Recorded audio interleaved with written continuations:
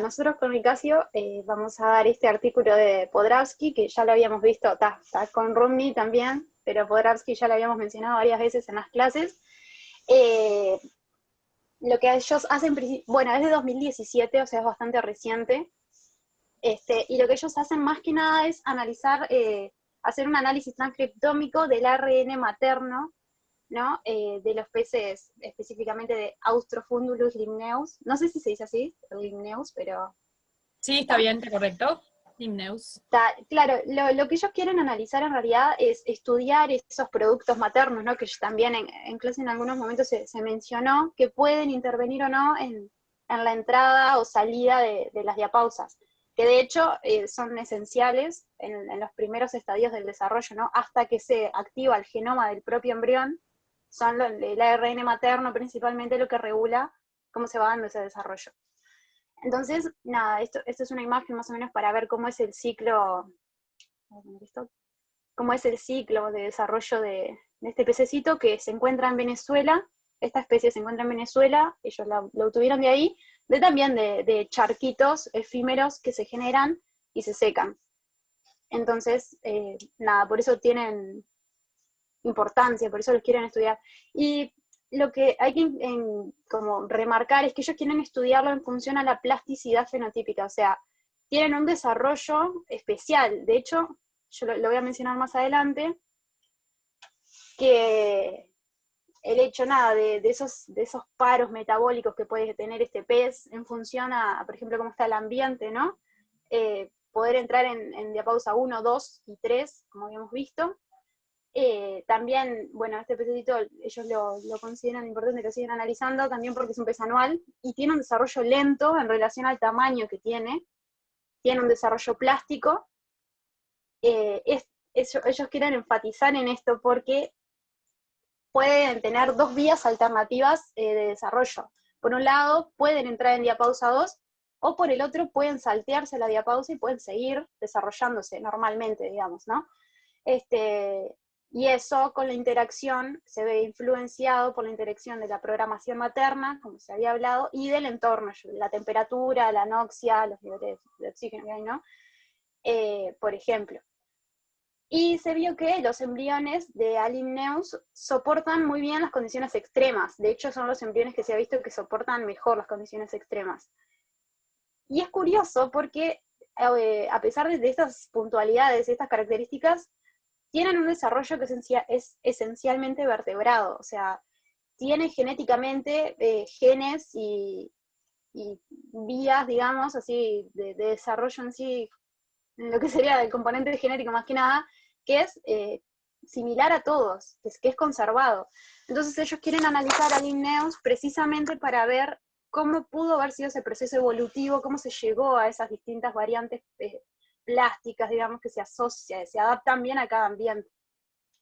Entonces, como habíamos mencionado antes, en los primeros estadios es regulado el desarrollo por los productos maternos que son empaquetados durante la ovogénesis, cuando se va formando el huevito en sí, ya fecundado, se coloca todo lo que se generan los productos maternos, que sería el ARN, proteínas, hay hormonas, ribosomas también hay. Y posteriormente se da la transición de la blástula media, que entre otras cosas, lo que nosotros queremos enfatizar es que nada, se activa el genoma del embrión. Ellos van a estudiar más que nada en este punto, ¿no? Van a estudiar bien los productos maternos, además porque hay pocos estudios que los han estudiado ya, entonces no, se sabe que están, pero no se sabe muy bien cómo es la mano en sí. Nada, acá tenemos el desarrollo del pez anual A. limneus, ¿no? Las diapausas, que tiene 3, pero se vio que en las segundas, donde hay una mayor tolerancia a la desecación y a la falta de oxígeno, que es precisamente la diapausa que ellos van a estudiar. Que si lo vemos acá, en esta imagen acá, tenemos la diapausa 1, la del medio es la diapausa 2, y ya la última es la diapausa 3. Bueno, ellos se van a enfocar en este momento del desarrollo. Y como les había mencionado, pueden tomar dos vías, o pueden entrar en diapausa 2 y después continúan en el desarrollo, o pueden saltearse la diapausa 2 y continuar el desarrollo normal. Pero el señor me pregunta porque no se sabe muy bien qué mecanismos llevan a que pase una cosa o se tome otra vía, ¿no? Ellos tienen unas hipótesis, primera que puede ser entrar o no en diapausa, puede depender de los productos maternos o de alguna programación epigenética previa, ¿no? Por ejemplo, la edad de la madre. Ellos vieron que en madres que son jóvenes, en general, se saltean los embriones la diapausa, pero en madres que son más mayores, los embriones entran en diapausa. Entonces hay algo ahí que es lo que quieren estudiar, que lo está generando, ¿no? Y hay estímulos también endógenos, por ejemplo, la temperatura. Es curioso en este sentido porque hay madres, las madres mayores, por ejemplo, que daban embriones que entran en diapausa con una temperatura estable, más o menos de 30 grados, o sea, una temperatura, sí, de 30 grados, que está correcta, ¿no? Tibio, así bien bonito. Aún así, siendo madres mayores, todos sus embriones, el 100%, se saltean la diapausa, como si fueran madres jóvenes. Eso es raro, ¿no? O sea, es curioso. O que nada, que haya una mezcla de ambos, ¿no? Una regulación de ambas partes, que se complementan. Entonces nosotros, como habíamos hecho en el módulo anterior, que nos tocó explicar, digamos, en el módulo pasado, queríamos hacer como un resumen para quien no lo leyó, que lea esto y por lo menos tenga una idea de qué es lo que se hace, por qué y para qué lo quieren hacer. Porque nada, era un paper de 20 hojas, y capaz que es un poco denso de leer, pero con esto te da un panorama rápido, ¿no? Por ejemplo, ¿qué quieren hacer? Analizar el transcriptoma, principalmente, ¿no? De huevos recién fecundados de los dos tipos de hembra, de las hembras jóvenes y de las hembras mayores. Después, analizar la posibilidad del control materno en el empaquetamiento diferencial de ARN, o sea, en ese empaquetamiento diferencial, en la ovogénesis de esos productos maternos, ¿qué control, en qué medida se aplica ese control materno del embrión, en el desarrollo del embrión?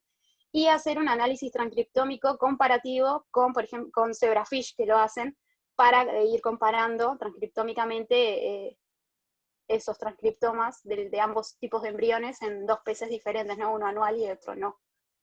Después, ¿para qué lo quieren hacer? Quieren estudiar más a fondo la plasticidad del desarrollo temprano en vertebrados.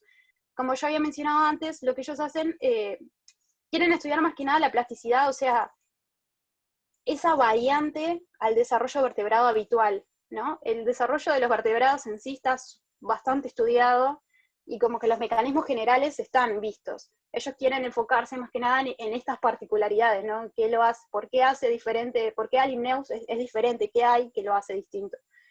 Y después, ¿cómo lo hacen? Bueno, ahora Nicasio les va a mencionar mejor los métodos, pero más o menos, por ejemplo, entre ellos está la transcriptómica comparativa, van a comparar los transcriptomas de estos dos peces, y van a utilizar una serie de análisis informáticos, como por ejemplo puede ser el Gene Ontology, la ontología de genes, van a generar bibliotecas de ARNs cortos, no codificantes, van a también analizar la expresión diferencial de genes, y entre otras cositas.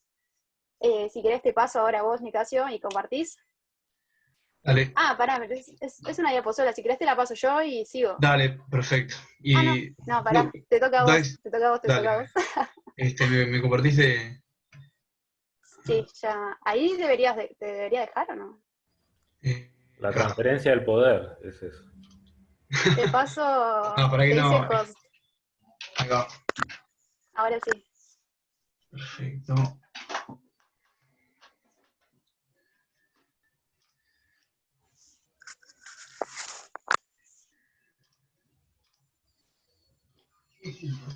Ahí se ve perfecto, ¿no? A ver. Ahí se ve bien. Bueno, esta es básicamente la metodología. Ellos tenían estos peces, ¿no? en una línea en el laboratorio, ¿no? Mantenida hace mucho tiempo. Entonces lo que hicieron fue colectar cada 2 semanas embriones y agruparlos por fecha y por pareja que los originó. Y a estos embriones los dividieron en esos dos estados, el diapausa o escape, ¿no? Que habrán usado algunas reglas para definirlos. Y luego procedieron a extraer su ARN y a preparar librerías, tanto para ARN mensajero, ¿no? O sea, por IA, que lo pasaron a cDNA, y también prepararon librerías para estos ARN pequeños no codificantes, ¿no? Luego procedieron a secuenciar, a la secuenciación usando esta herramienta, este secuenciador, y después al procesamiento por computadora de los datos, ¿no?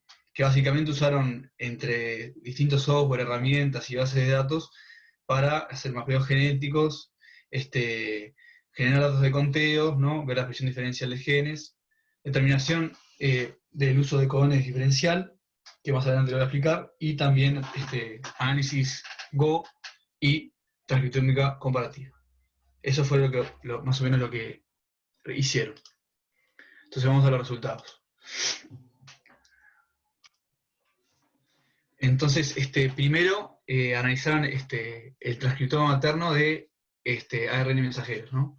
Y vieron que hay alrededor de 12.000 transcriptos que presentan una expresión media mayor o igual a 2 FPKM, ¿no? Que es una medida de expresión que significa fragmentos por kilobase de transcripto por millón de reads mapeados. Pero mucho no entendí cómo originar.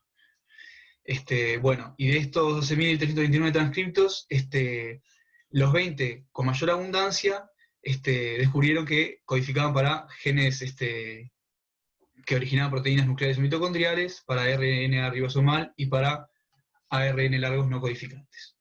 Después, con el análisis Go, que fue algo que mucho en detalle tampoco entendí, pero es una serie de herramientas entre base de datos y software que básicamente determina las distintas funciones de la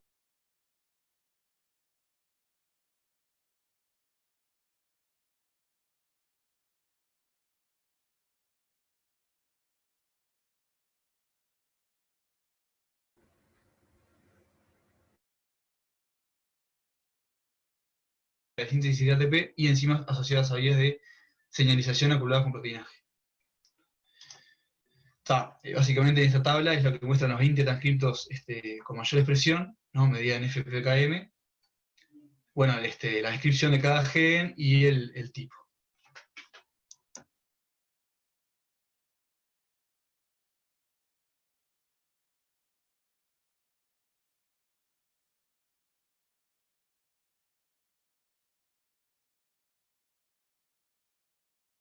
Ambos tipos de embriones presentaban abundancias similares de transcriptos. Lo que sí observaron fue que de esos 12.329 genes, 57 presentaban un uso de codones diferencial. O sea, básicamente en un tipo de embrión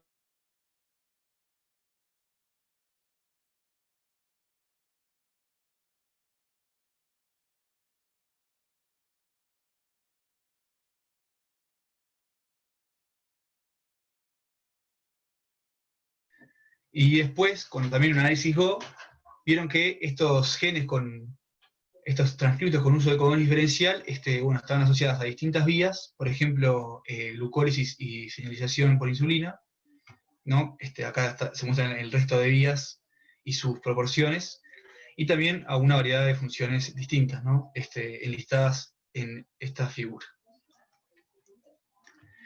Bueno, estas gráficas me complicaron un poco, pero es lo que muestran es el uso de codón diferencial para 4 genes. O sea, los 57 genes están en un archivo adicional.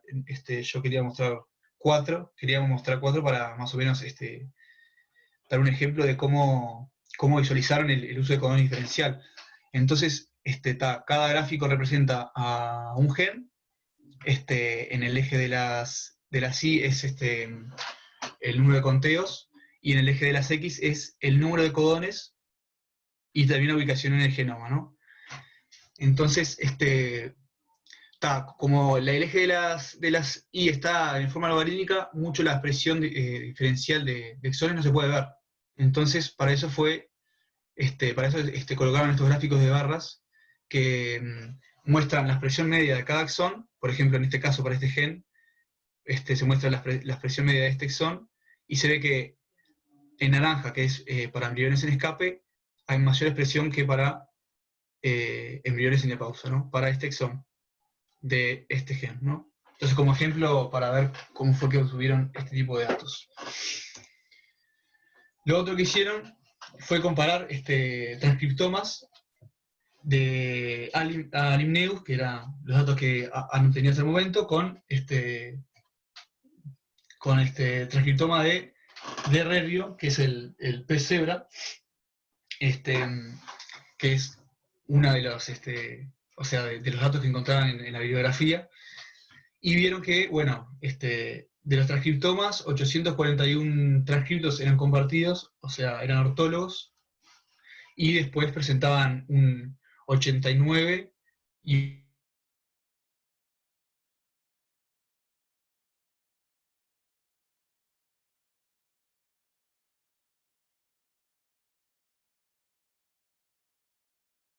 distribución de estos transcriptos era más o menos similar, ¿no? Pero no para todos. Vieron que para ciertos transcriptos había diferencias de expresión y que estos transcriptos eran de genes mitocondriales, ¿no? Por ejemplo, claudina y ubiquitina. Y también vieron que los transcriptos mitocondriales, estos mismos, ¿no? En el pez cebra se expresaban de 2 a 4 veces más que en Alimneus. Esta es la tabla de genes ortólogos, donde se muestran las diferencias en la expresión, ¿no? La lista de todos los 20 genes más con expresión diferencial y a qué especies son asociadas. Y también en esa otra tabla se ven los genes mitocondriales para ambas especies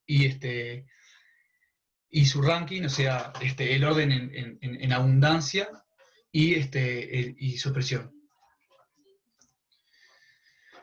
Siguiendo con la transcriptómica comparativa, ahora sumaron otra especie más, que también se encontraba en la bibliografía, ¿no? De las pocas, conjunto con el pez cebra que tenían datos transcriptómicos, que es Hipoglossus. Entonces lo que observan fue que, bueno, de los 20 genes más expresados en las 3 especies, ven que en la mayoría cada especie presenta patrones distintos de expresión, con pocos genes compartidos. Después pasaron a comparar, nuevamente, mediante análisis Go, los 100 transcriptos más abundantes para Alimneus y de Rerio, y a qué funciones estaban asociados, ¿no? Entonces, bueno, lo que vieron fue que, básicamente, los transcriptos de Alimneus estaban enriquecidos, o sea, sus funciones estaban asociadas a unión de iones, y cada línea representa una librería distinta de ARN pequeños, y luego cuando fueron a analizar de estos ARN pequeños los que eran únicos, vieron que había abundancia de 2 tipos de ARN pequeños, ¿no? Unos presentaron un largo de 16 nucleótidos y otros que presentaron un largo de 26. Lo siguiente que hicieron fue contrastar estos ARN pequeños contra una base de datos, que es RFAM, y observaron que un gran número en la línea azul es el número de ARN pequeños que no está anotado, o sea, que no está en la base de datos, y en la roja los que sí. Y vieron que de los ARN pequeños menores a 22 nucleótidos, la gran mayoría estaba, o sea, había una gran frecuencia de ARN pequeños que no estaban anotados en la base de datos. Pero sí observaron que un 21% más o menos sí estaban en esa base de datos. Entonces fueron a ver la abundancia de esos, abundancia y función de esos ARN pequeños anotados en la base de datos. Entonces lo que vieron fue que los más abundantes eran ARN antisentido, más o menos de un largo de 16 a 17 nucleótidos, ¿no? Que es lo que se muestra en este gráfico. Estos, en el código azul, significa ARN antisentido, y se ve que presentan una gran frecuencia aquellos ARN antisentido con 16 y 17 nucleótidos de largo. Después también los segundos con mayor frecuencia fueron ARNs pequeños asociados a ARN ribosomal, ¿no? En verde. Este es el código de colores, más o menos se ve muy poco, pero cada color es una función y y están asociados a lo largo de los nucleótidos. Después hicieron mapeo contra el genoma de Adimneus, y básicamente de estos 3.379 ARN pequeños, ellos observaron que se mapeaban contra 33.000 ubicaciones en el genoma, en estas proporciones a qué distintas regiones, ¿no? Por ejemplo, en mayor proporción, estos ARN pequeños están asociados a regiones intergénicas, y en segunda mayor proporción a exones. Después observaron que, bueno, de estos 3.000, aproximadamente 3.000 ARN pequeños, 2.700 aproximadamente, se asociaban al genoma en múltiples sitios, ¿no? Ya sea desde 2 a 100 sitios. Y 500, más o menos, eran de posición única. De estos 500 también analizaron las proporciones de en qué regiones del genoma pegaban, ¿no? Si eran intergénicas, en exones o en intrones. Lo otro que hallaron fue que 41% de estos ARN pequeños eran antisentido, y 4 secuencias nomás mapeaban contra genoma mitocondrial. 3 de las cuales específicamente contra este gen mitocondrial ND3. También, bueno, un poco de números de expresión de estos ARN pequeños, ¿no? Los dos más abundantes presentaron un número de RIS de 168.000 y 79.000 aproximadamente, y también están anotadas como ARN antisentido en esta base de datos. Después, el tercer RNA no codificante más abundante fue anotado como ARN ribosomal. Vamos a ver la expresión diferencial de estos ARN pequeños, ¿no? Comparando embriones en diapausa y en escape. Y vieron que 4 ARN pequeños se expresaban diferencialmente en ambos tipos de embriones, pero no estaban anotados en ninguna base de datos, ni en RFAM, ni en otra que también consultaron, que es esta, mi RBase. Y bueno, vieron que la secuencia con mayor expresión diferencial, que es la siguiente, que es la primera que está acá, se alineó una vez con el genoma, y por alineamiento vieron que estaba asociada, o podría estar asociada a una proteína de dedos de zinc. La segunda secuencia, también vieron que estaba alineada 2 veces en el genoma, y bueno, también asociada a esta proteína. Creo que me faltó comentar algo antes, que no lo mostramos, que de los ARN no codificantes, 22 variantes, se descubrieron 22 variantes asociadas a miRNAs, que la figura de, si uno va al paper, uno ve que pudieron, ¿cómo es esto?, generar secuencias de consenso para estos 2 tipos de miRNAs. Que la importancia que tiene esto es que, bueno, se pueden hacer hipótesis de qué rol tienen estos miRNAs en los distintos estados. Pero para no ocupar mucho espacio no pusimos las imágenes. Entonces, eso es más o menos todos los datos que juntaron los tipos del estudio. Te paso el micrófono, Belén. ¿Vale? Dale nomás para que se me salió esto. Ya. Para como...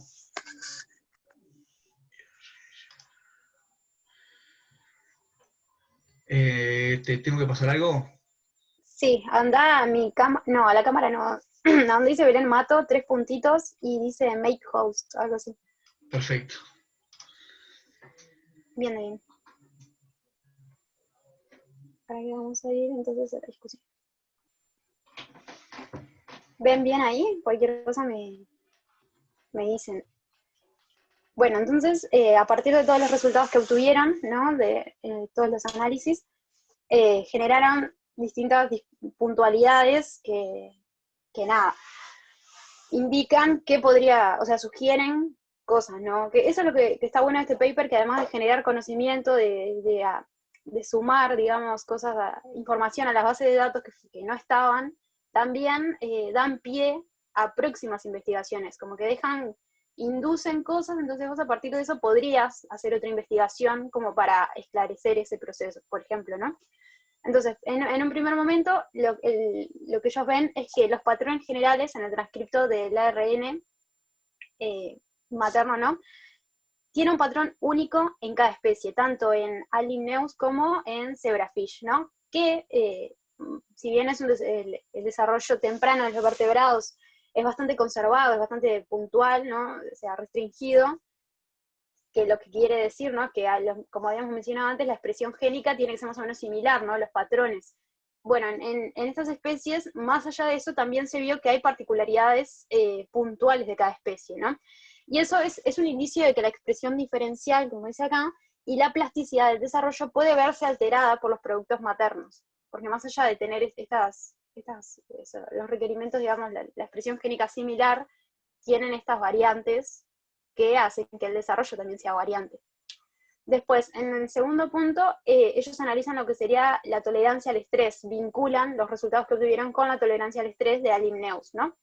Mediante el análisis de transcriptoma en estadios 1-2 de los embriones, ven que el transcriptoma de Allimneus tiene una mayor capacidad para mitigar los impactos potencialmente negativos del estrés ambiental. Y esos analizaron, hay 3 puntos clave, digamos, ¿no?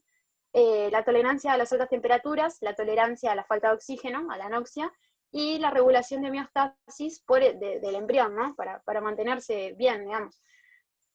Entonces, en lo que respecta a la tolerancia a altas temperaturas, ellos vieron que entre los transcriptos más abundantes, ellos analizan 20, ¿no?, como mencionó Nicasio hace un ratito, hay uno muy como particular, puntual, que es el de la proteína chaperona HSP27, del gen HSPB1, que se vio que en otras especies, por ejemplo en los peces del desierto, que tienen un papel clave en lo que es soportar las altas temperaturas, ¿no?, poder sobrevivir en esos momentos. Y lo curioso es que también se ha visto en Allimneus, pero en estadios más grandes, digamos, en adultos, no o sea, nada, que se ven adultos después.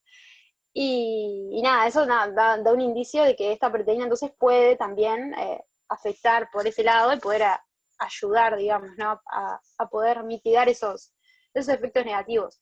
Después, la tolerancia a la anoxia, ellos vieron que hay muchos transcriptos que corresponden a lo que sería el metabolismo de glutatión, que es una ruta que es clave también para lo que es el estrés oxidativo. Entonces también, ¿era estrés oxidativo? No me acuerdo, pero sí era. Y también vieron que estaba la superóxido dismutasa, que también es otra proteína, que en realidad a esta proteína le falta un poco más de estudio. Ellos aclaran que no es seguro, que hay que terminar de analizarlo bien y confirmarlo, pero es muy importante también para que el embrión pueda sobrevivir a las altas temperaturas cuando hay una baja, cuando hay una latencia metabólica, ¿no?, cuando no hay una alta actividad metabólica. Es una proteína clave por lo que se vio, pero nada, hay que terminar de confirmarlo más adelante.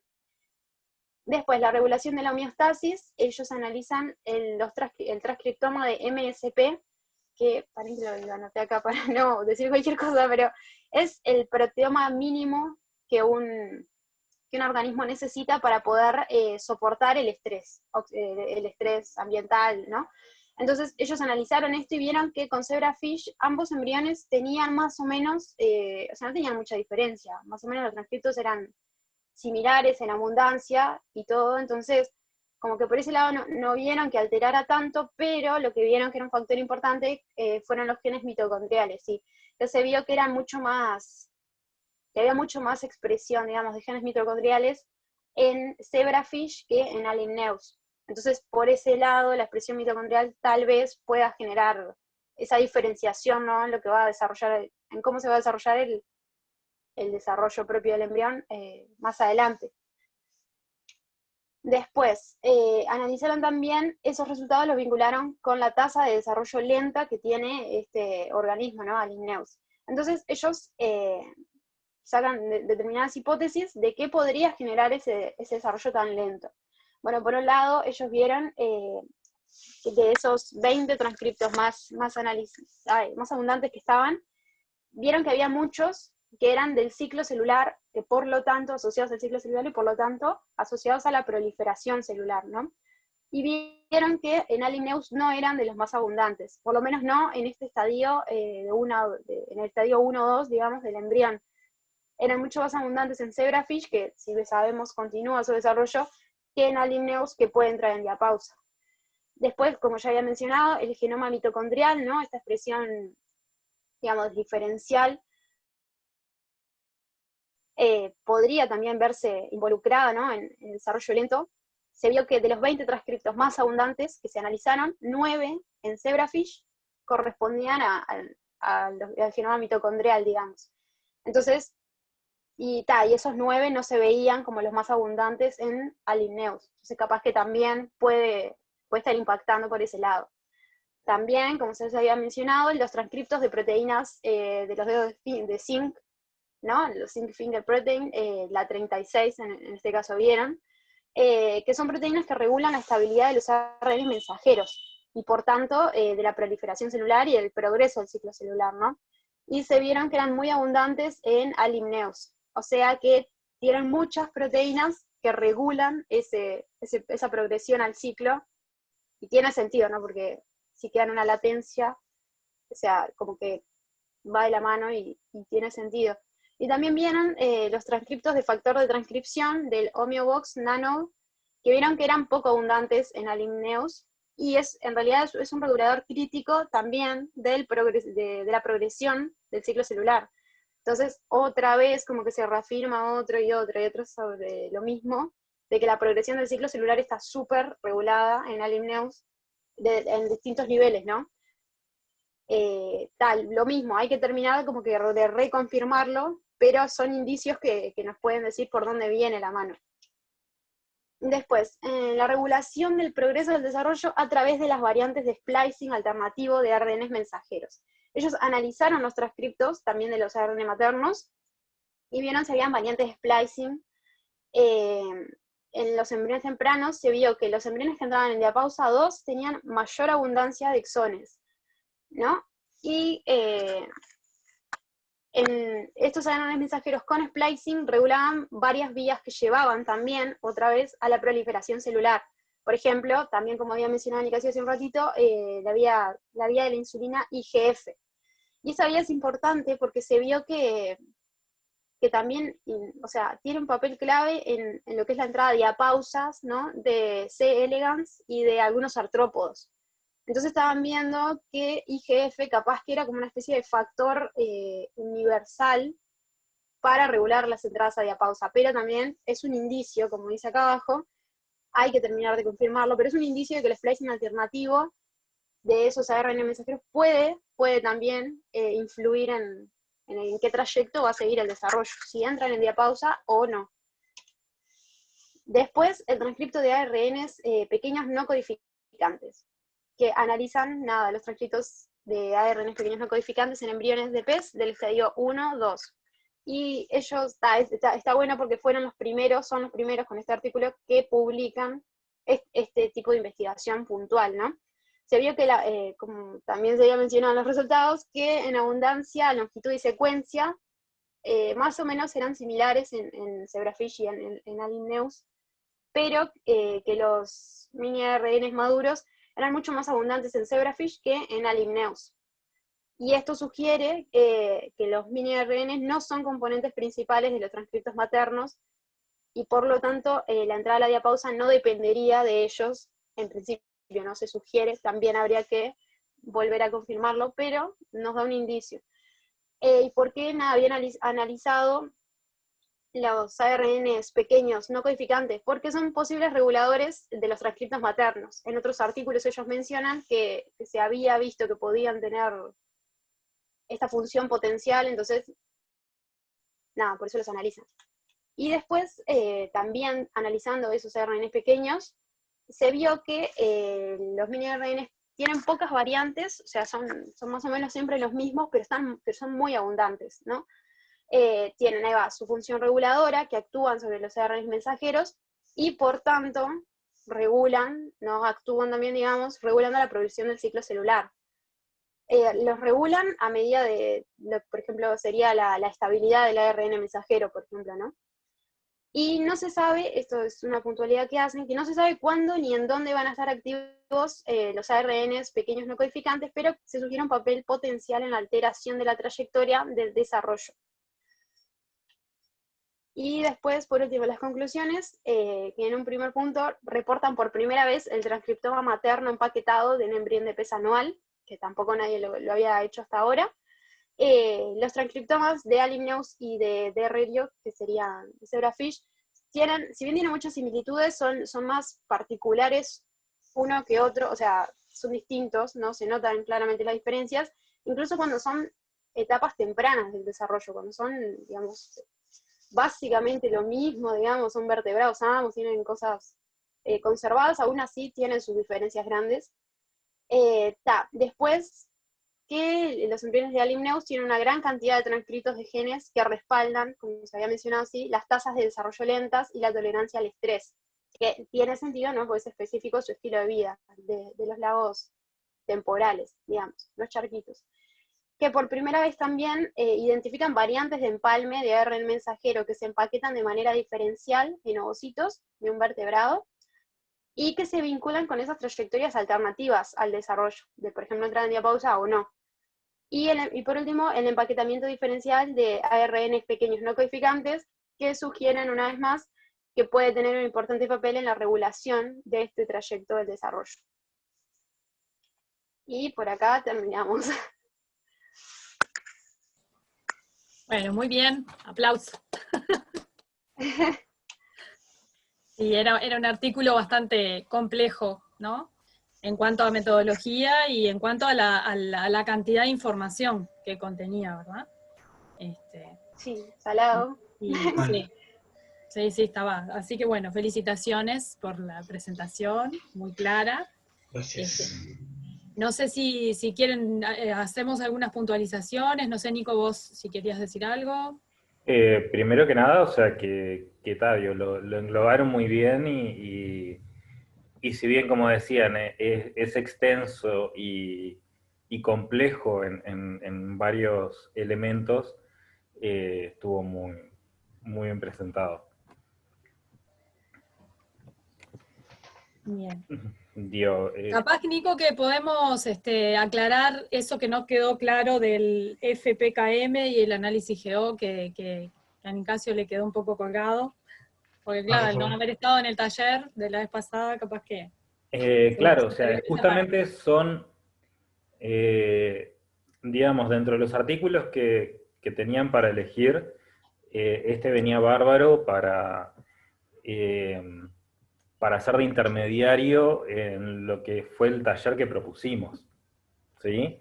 El tema del FPKM es, o sea, por un tema de la secuenciación que se hace, o sea, vieron que se fragmenta, se obtienen los mensajeros, y para la secuenciación se fragmentan pequeños pedazos de secuencia.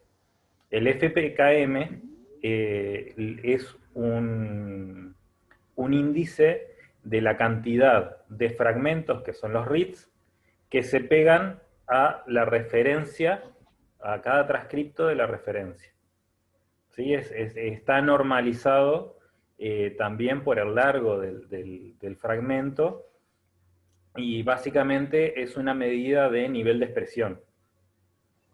O sea, es como el dato crudo de nivel de expresión.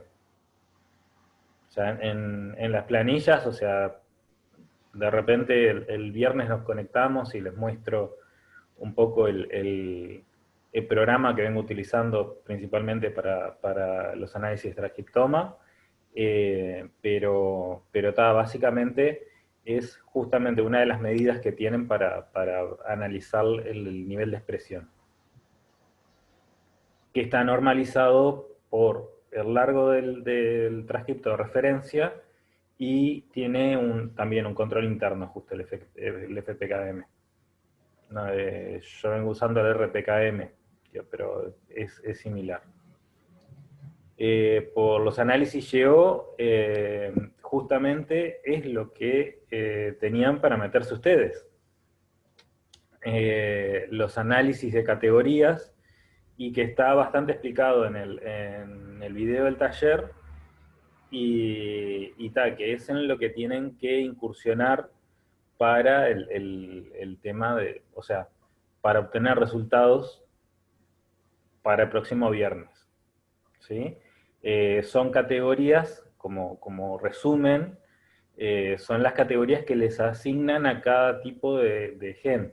O sea, una proteína que tiene un dominio determinado, que asumen que tiene una función determinada, le van a poner ese link, o sea, le asocian una categoría por tener este dominio. Por tener esta otra secuencia, puede ser también un factor de transcripción, o se une al ADN. O sea, la misma proteína puede tener muchos links, muchas categorías asociadas. Dependiendo de qué tan revisada y analizada esté una proteína, un grupo de proteínas, va a ser la cantidad de categorías asignadas que tenga. Y esas tortas, esas representaciones gráficas que tenían en el artículo, son las que van a, o sea, las que van a estar obteniendo, las que obtuvieron, y las que estaría bueno si pueden hacer alguna captura de pantalla y ponerlas en PowerPoint, en un Word, en lo que sea, para compartir un poco y discutir, digo, qué fue lo que obtuvieron.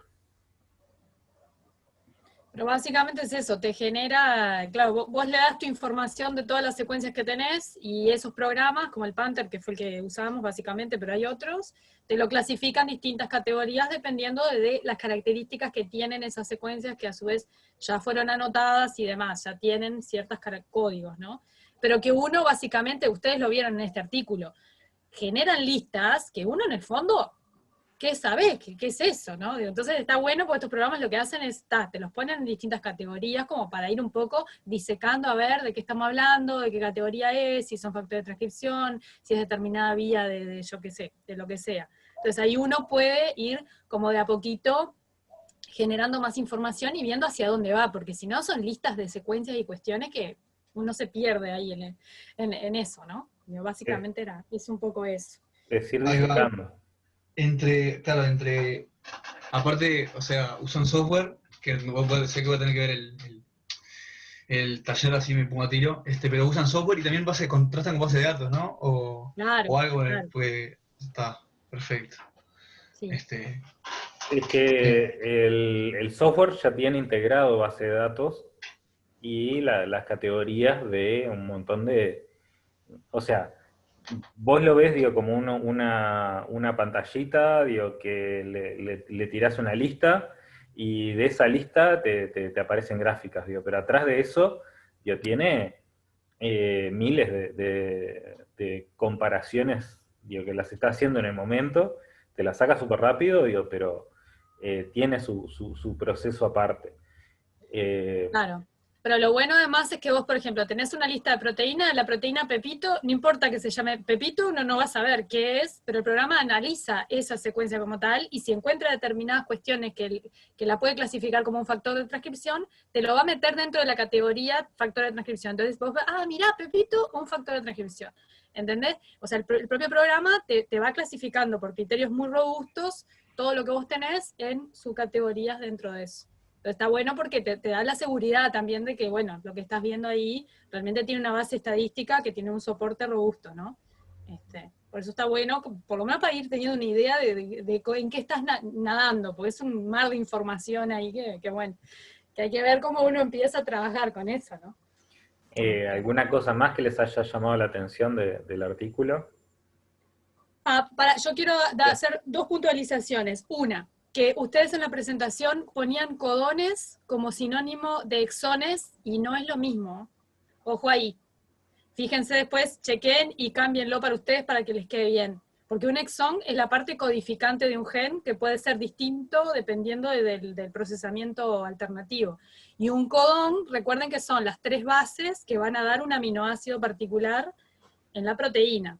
Ojo que no es lo mismo decir codón que exón. ¿tá? Sí, Eso pero por un lado. se me habrá pasado a mí, o sea, seguramente... Y no te preocupes, de exones y intrones. ahí está. Porque en una parte ustedes hablaban de exones, pero decía codones en la presentación y no son sinónimos. ¿Tá?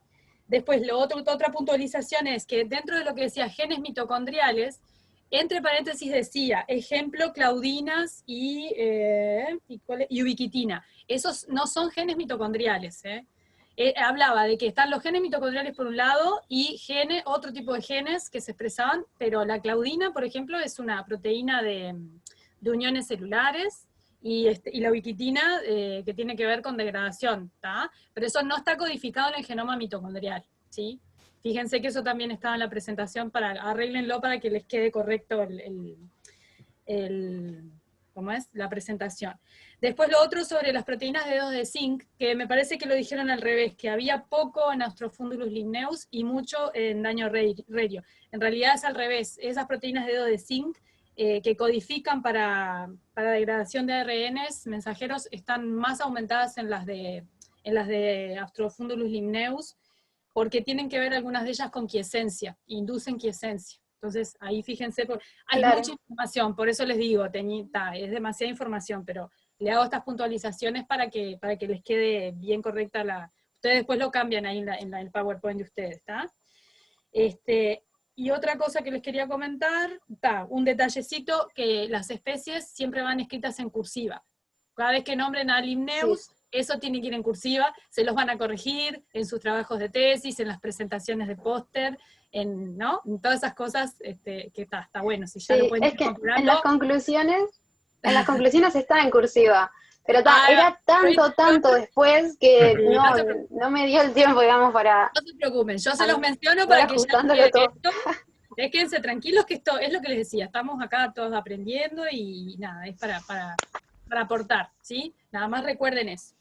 Otra cosa que estaba buena que vos mencionabas, Belén, que el aporte de este trabajo en cuanto a información, ¿tá? Porque fíjense, hay muy poca información de esto. Vieron que ellos, por ejemplo, dicen que solamente hay información del transcriptoma de 2 especies más, y ahora esta que ellos ponen, ¿no? Astrofundulus ligneus. ¿Ustedes saben cuántas especies de teleosteos tenemos descritas? Hay más de 28.000 especies de peces teleósteos descritas. Y tenemos información de 3. Así que imagínense, claro, hay muchísimas cosas que ellos no pudieron decir que era. Y sí, claramente, porque falta información un montón. O sea, falta. Entonces hay muchas de las cosas que ellos no pudieron anotar o decir, bueno, esto a qué se parece, porque bueno, claramente debe ser algo específico de los teleósteos que ni siquiera está escrito, no está en la base de datos, entonces no hay forma. ¿Tá? Pero bueno, básicamente eso anoté por acá, y bueno, felicitaciones de vuelta porque estuvo muy claro, muy lindo, presentado, y era un trabajo complejo, la verdad que sí, pero bueno, estaba bueno para disfrutarlo un poco acá entre todos. Desafío. Gracias. Yo quería decir nomás que ahí va, que ellos como que generan información nueva, pero a la vez dejan tantas como preguntas o cosas que a vos te remotiva a decir, bueno... No te digo tesis, pero digo, como investigador decís, acá hay un cabo suelto que puedo agarrar, o se puede ver, y eso está salado. Y encontré, bien, algunas imágenes eran del propio Podravsky, pero no eran del artículo. Y eso es porque tiene un ResearchGate que lo encontré, y están todos los artículos de él, no sé si todos, pero hay varias, tiene como más de 100. Es que tiene más de 100, sí, es imponente lo que produce este hombre. Y una consulta en realidad es para el informe, ¿no? No se entrega, digamos, formato informe, es más bien tipo una presentación y discutimos ahí más o menos como que fue lo que vimos. ¿Vieron las preguntas? ¿Vieron que ustedes en lo que les mandamos como protocolo, le decimos nosotros, que tenía las actividades y hacia el final hay 5 preguntas? Sí, que son claves que hay que responder. Esas son las preguntas que nosotros le pedimos para informe. Como informe va a ser eso, que ustedes respondan esas preguntas. ¿Tá? Básicamente es eso. Y les comentaba, la última pregunta es bien similar a lo que nosotros pedimos en el examen práctico de esta materia, Biología del Desarrollo. Son preguntas de ese estilo, donde uno les plantea una situación y ustedes tienen que responder de qué manera podrían resolver esa situación, y les dice, abajo les puse todo lo que uno espera que esté contenido en esa respuesta, digamos, completa. ¿Ah? Entonces la idea es eso, Bien. que ustedes ya hagan un ejercicio de ver de cómo va a ser el examen de esta parte práctica. ¿Tá? Y bueno, y preguntas puntuales de las cosas que hemos trabajado en este módulo sobre peces anuales. El informe en realidad sería eso. Está, de más. ¿Sí? El tema de la revisión para el viernes es justamente el concepto y que tengan algo para presentar, para mostrarnos de lo que estuvieron viendo. Para Pero, poder discutir entre todos, claro. digo, para tener material para poder discutir y cerrar esa parte y tal. En realidad es eso. Pero está, Que básicamente hay mucho de eso integrado dentro de las preguntas que tienen ahí en el protocolo. Que también, o sea, si hay alguna gráfica y alguna cosa que hicieron, lo pueden incluir, digo, pero básicamente es responder las preguntas. Está, de más. Gracias. Está, bárbaro. ¿Algún otro comentario? Comentario, pregunta.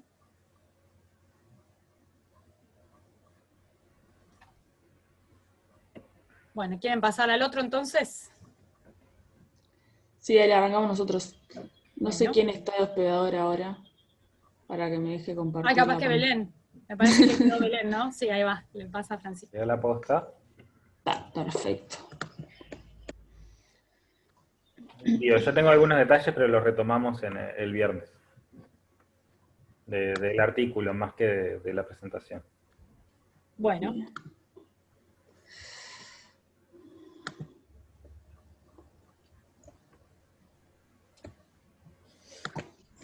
¿Ahí se ven? Está viniendo, sí.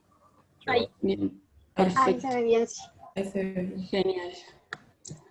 Bueno, nosotros con Betania vamos a presentar este artículo que en realidad es una revisión sobre las diferentes formas de latencia que hay en el desarrollo de los killifish y sus relativos cercanos.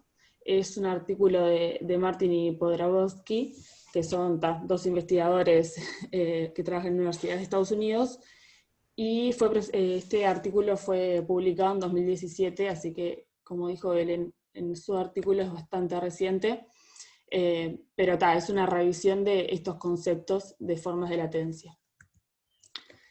Bueno, ellos arrancan como una introducción con qué son los killifish anuales, que son peces anuales ovíparos, que son del orden de los ciprinodontiformes. Tienen la particularidad de que pueden sobrevivir y persistir en condiciones extremas y en cuerpos de agua efímeros, y así pueden explotar tanto ambientes acuáticos como terrestres para poder poner sus huevos y ajustar a estos ambientes la duración del desarrollo del desarrollo embrionario. Esta particularidad se da gracias a estos tres diferentes mecanismos de dormancia que tienen en el desarrollo estos peces.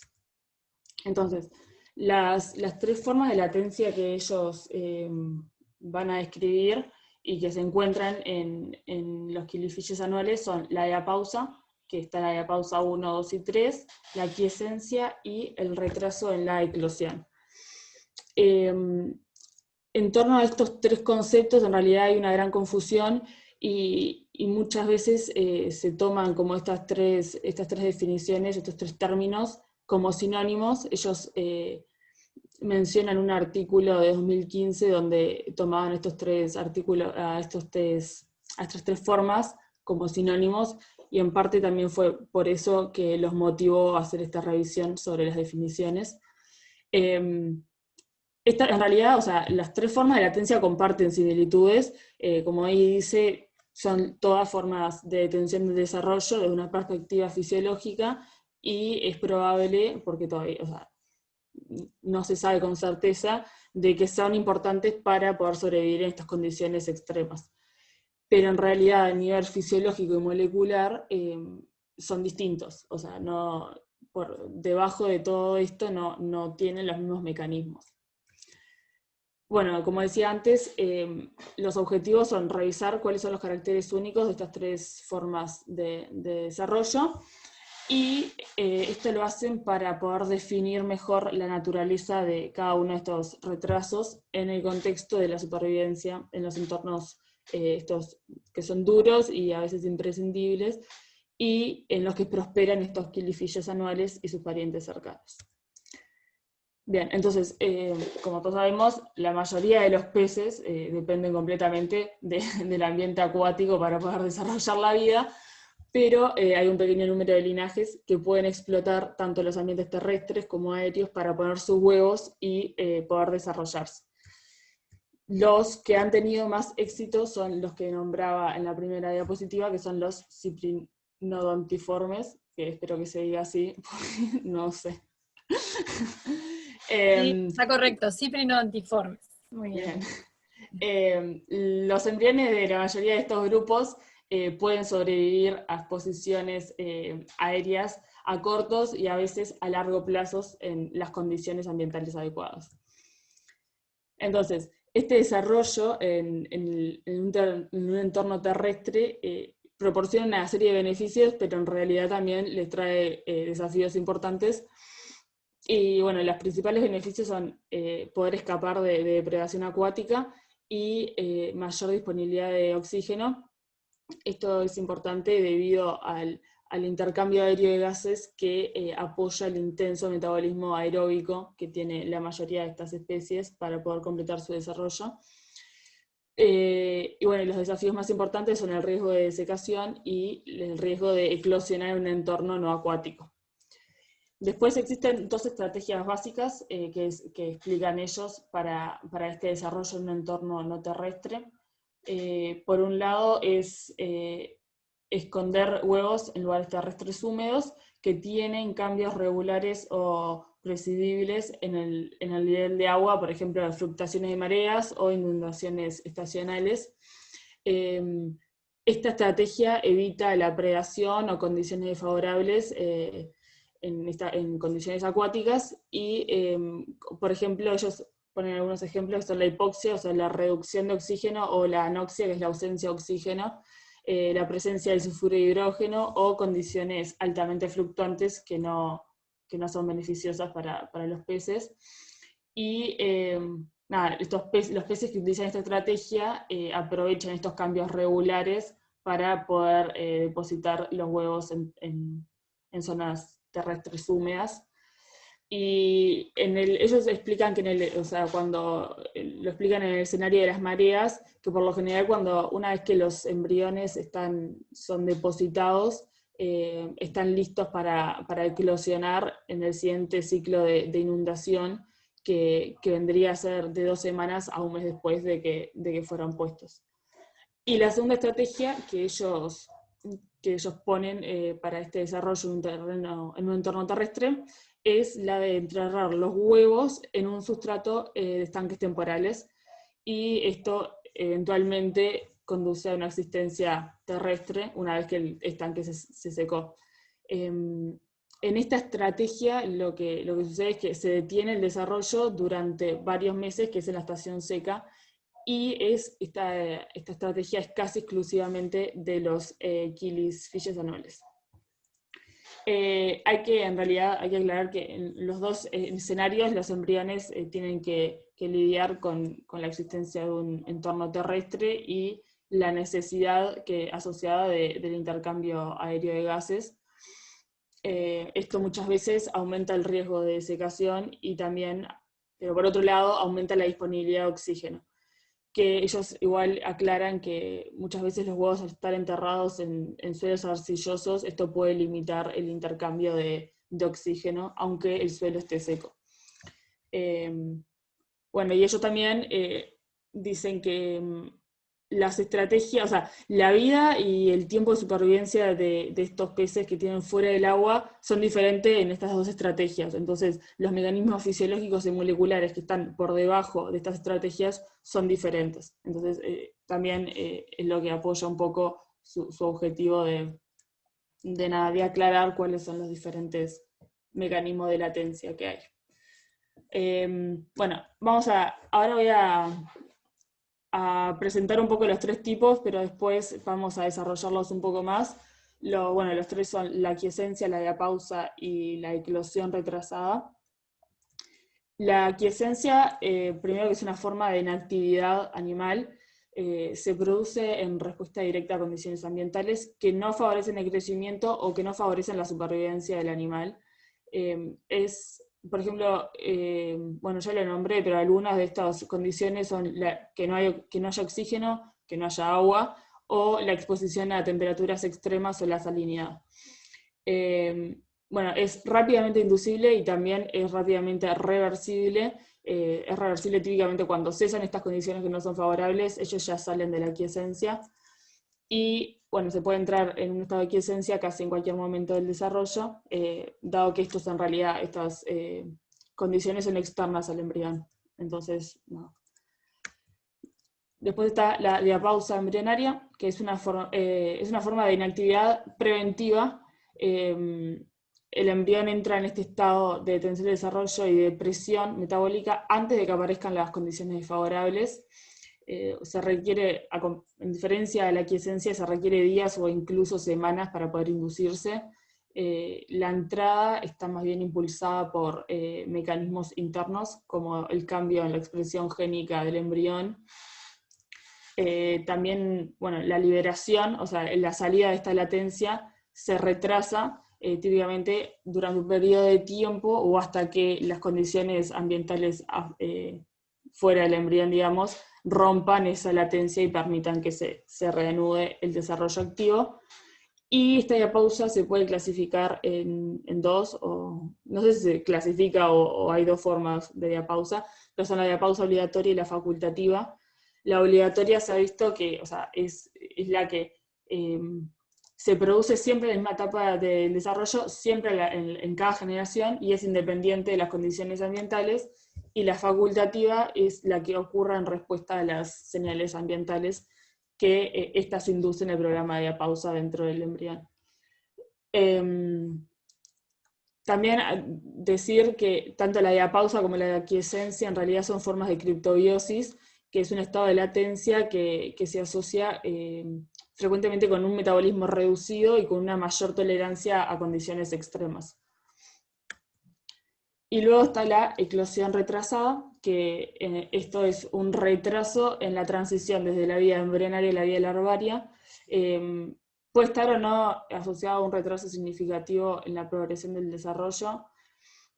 Se da como resultado en condiciones ambientales o ecológicas que son externas al embrión, y lo que se sugiere es que estas condiciones ambientales proporcionan señales que le dicen al embrión, por así decirlo, que evite la eclosión, o más bien también está la hipótesis de que al no estar estas señales, es que eso le dice al embrión que no eclosione.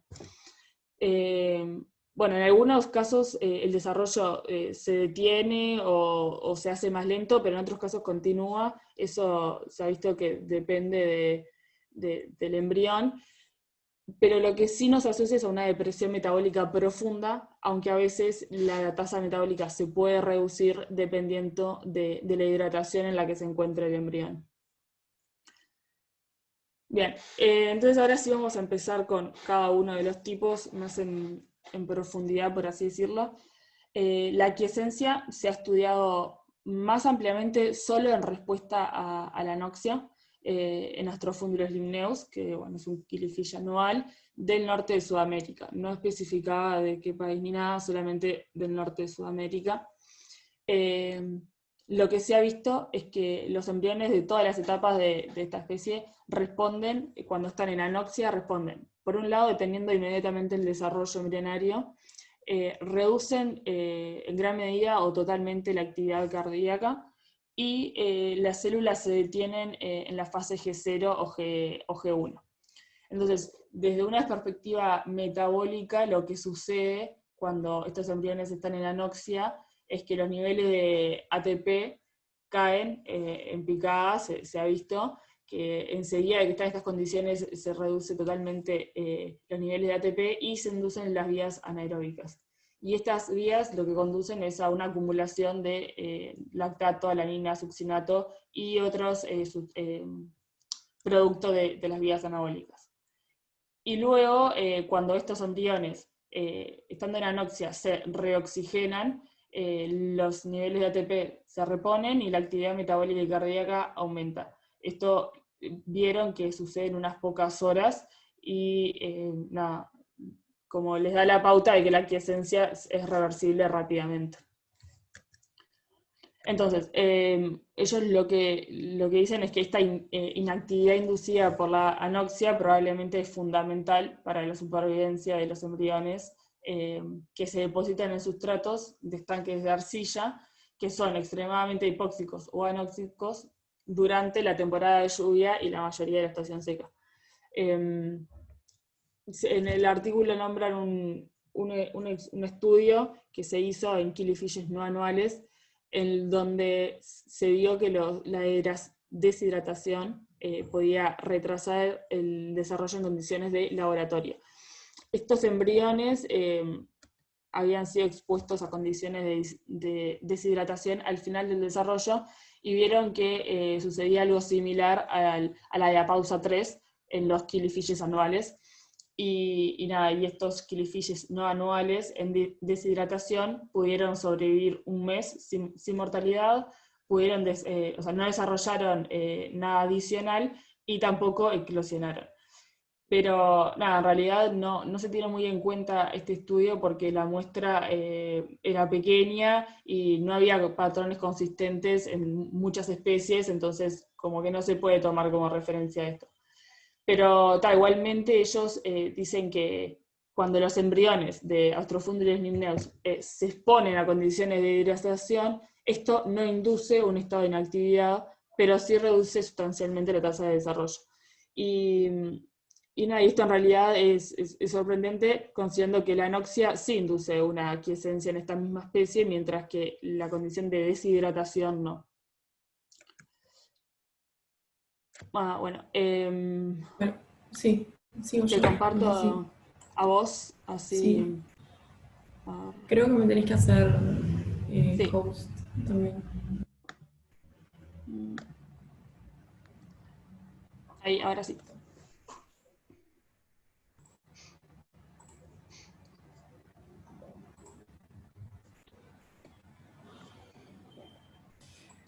Bueno, ahora siguiendo un poco con lo que es la diapausa, bueno, esta forma de detención del desarrollo se ha investigado más que nada en peces anuales, en estos killifish anuales, y tal, como dijo Francisca, es una forma de criptobiosis porque va acompañada de una profunda supresión de la tasa metabólica.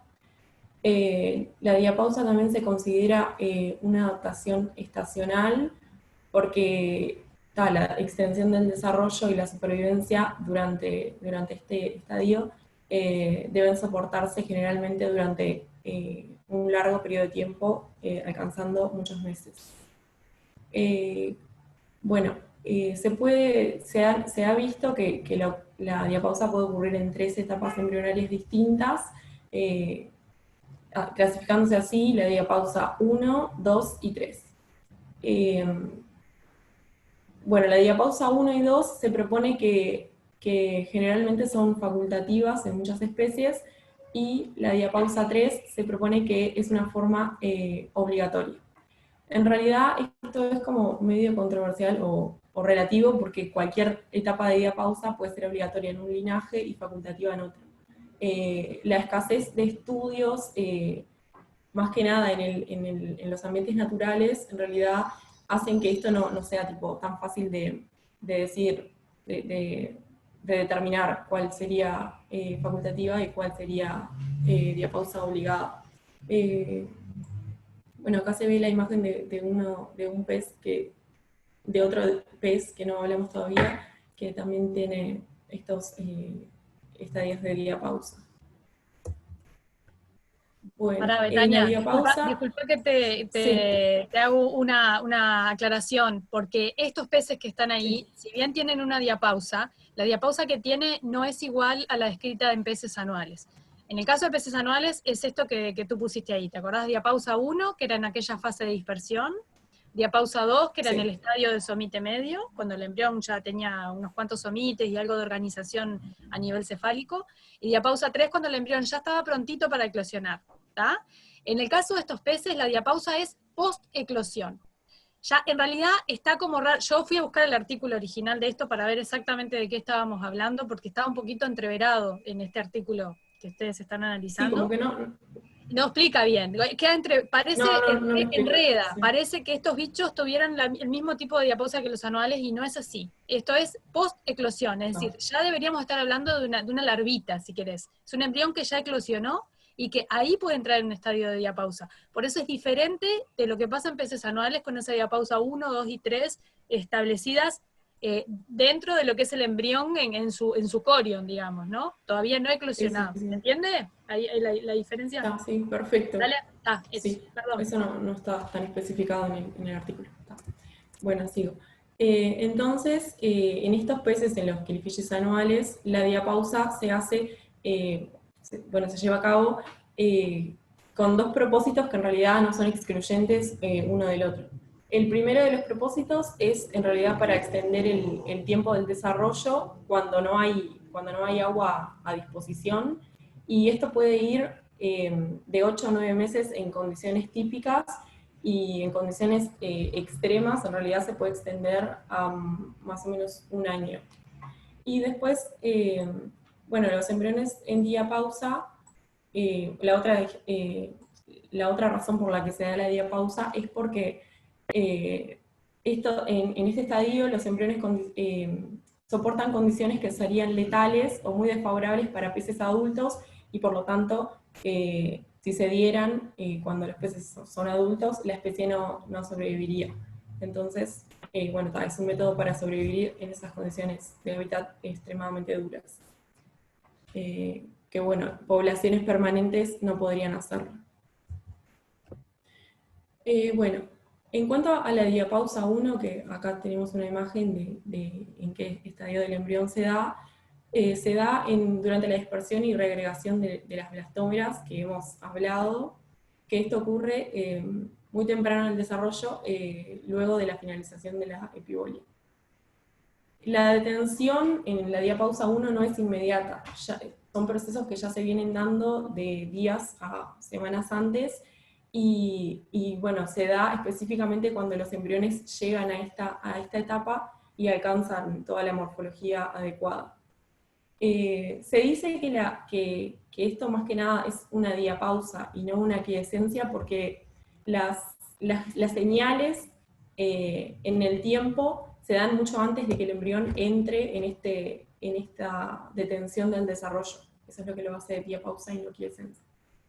Y después, como dije anteriormente, no está muy claro si esta diapausa es obligatoria o facultativa, pero se propone que es más facultativa que obligatoria. También se propone que es una diapausa que se induce por estímulos como frío, hipoxia y presencia de peces adultos, y también es una de las diapausas más superficiales, porque el embrión puede retomar el desarrollo una vez que se presentan los estímulos, con una rapidez de incluso horas. Después, en cuanto a la diapausa 2, se da en el embrión de somites largos, como se ve en la imagen, más o menos así está el embrión, luego de que se forma el corazón y los principales componentes del sistema nervioso. Se propone que probablemente sea facultativa en todos los linajes, aunque esto puede ser relativo. Y la entrada a esta diapausa, que es una trayectoria alternativa que sigue el embrión, puede ser inducida por varios factores que Belén también mencionó, que esta diapausa está propuesto que está relacionado con la edad de la madre, con la temperatura de incubación y con la exposición a la luz o a largos fotoperíodos. En esta diapausa la tasa metabólica disminuye, la tasa metabólica del embrión disminuye un montón, y las células se detienen en la fase G1 y G0 del ciclo celular. Los embriones en esta etapa se pueden pueden permanecer inactivos varias semanas o hasta un año, dependiendo de las condiciones. Típicamente se mantienen de 2 a 6 meses en diapausa 2, pero en condiciones de laboratorio pueden pasar más de un año. Y se propone que la salida de esta diapausa es por el incremento de la temperatura o exposición de los embriones a la luz o bueno, a fotoperiodos largos. Creo que Belén también lo mencionó y es una de las etapas más resistente a las condiciones ambientales, como por ejemplo temperaturas extremas y deshidratación. Después, por último, la diapausa 3 se da en este estadio del embrión, el cual ya es un embrión tardío, ya está como mucho más formado, y es inmediatamente antes de la eclosión del embrión.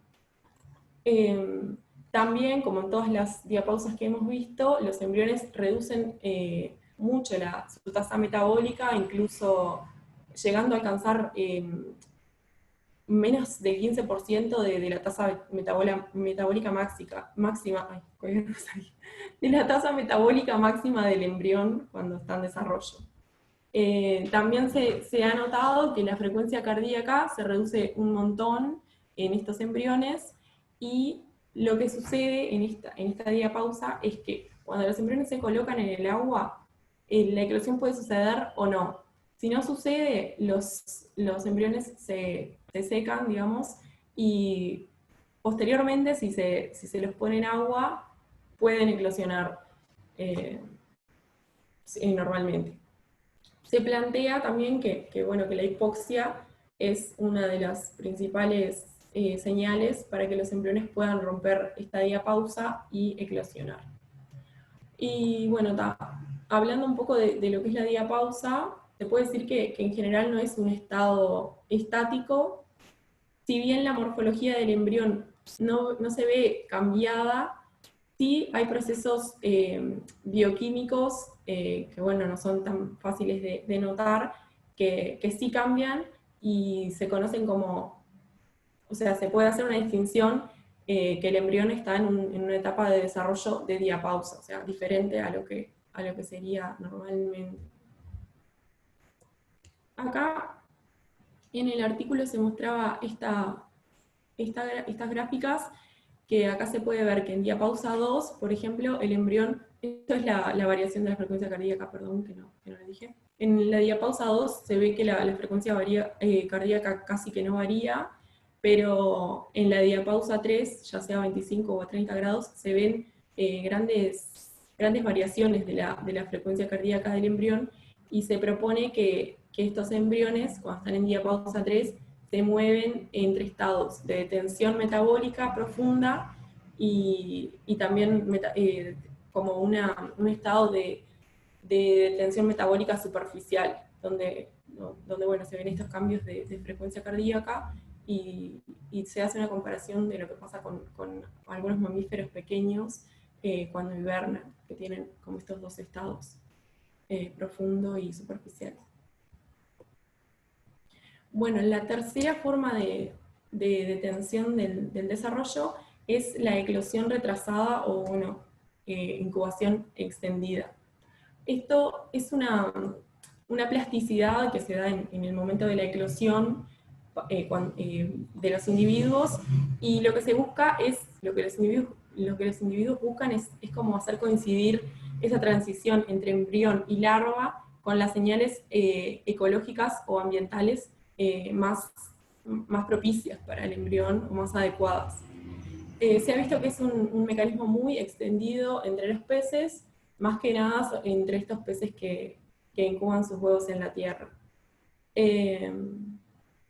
Generalmente lo que se ha visto es que la eclosión se programa para que coincida con el próximo evento de inundación, que generalmente la eclosión se retrasa unas pocas horas o días, luego de que el embrión ya está como pronto para eclosionar. Pero en realidad los huevos no eclosionan hasta que se da ese desencadenante ambiental, que generalmente es la inmersión en agua hipóxica o la agitación mecánica.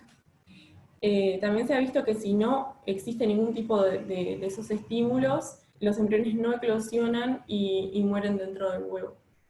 Y bueno, como se ha visto anteriormente, la hipoxia casi siempre es como una señal desencadenante, ya sea de la salida de algún estadio de detención del desarrollo o justamente, particularmente en esta etapa, de la eclosión, tanto en condiciones acuáticas como terrestres. Y bueno, lo que sucede en los embriones en esta etapa de detención de la eclosión es que en realidad la tasa metabólica no cambia, como se vio en las diapausas, casi que no se ve cambiada la tasa metabólica. En realidad hay que tener en cuenta que esta tasa metabólica no se ve cambiada hasta que las reservas de vitelo sean suficientes para sustentar este metabolismo. Por lo tanto, cuando se terminan, el embrión no podría seguir adelante. Los embriones se encuentran alerta, responden rápidamente a las señales de eclosión, y bueno, si bien la tasa metabólica no cambia, se suspende la mayor parte del desarrollo que sería como adicional, o sea, no crecen en longitud, no se da la organogénesis para progresar hacia morfologías larvarias, pero los tejidos embrionarios que ya estaban presentes como que siguen creciendo. Además, algunas características derivadas de la cresta neural sí se desarrollan, como por ejemplo esas que quedaron ahí, capas de los otolitos, dientes marginales. Y también es importante destacar que luego de la eclosión, no importa cuán antes o después eclosionaron los peces, inician su vida larvaria normalmente y la tasa de crecimiento es constante. Bueno, y por último, en el artículo se hace una comparación entre la eclosión retrasada y la diapausa 3, porque generalmente estas dos formas de detención del desarrollo se confunden, porque ambas ocurren en los mismos estadios del desarrollo del pez, y además posiblemente se plantea que pueden ocurrir en las mismas especies. Entonces, acá plantean como diferentes cosas para reconocer fácilmente o para aclarar cuáles serían las diferencias principales entre estas dos etapas. Y bueno, se plantea que hay que tener en cuenta que desde la perspectiva fisiológica, en la eclosión retrasada no se ve una depresión del metabolismo importante, pero sí en la diapausa 3 el metabolismo baja un montón. En la eclosión retrasada el desarrollo y el crecimiento limitados pueden continuar, mientras que en la diapausa 3 la morfología de los embriones no cambia. Después también hay que tener en cuenta que la eclosión retrasada es una adaptación a corto plazo, como días o semanas, mientras que la diapausa 3 es una adaptación estacional. Los embriones tienen que sobrevivir durante varias semanas, bueno, llegando hasta meses generalmente. Y una de las cosas clave es que para diferenciar esto, se puede someter al embrión a algunas señales, y si se ve que el embrión eclosiona rápidamente, el embrión estaba en un estadio de eclosión retrasada, pero si no se ve eclosión, se puede plantear que el embrión estaba en diapausa 3. Y bueno, también recalcar que estas estrategias son utilizadas no solo en los peces, sino en diversos taxa, y se han reportado en una variedad de animales.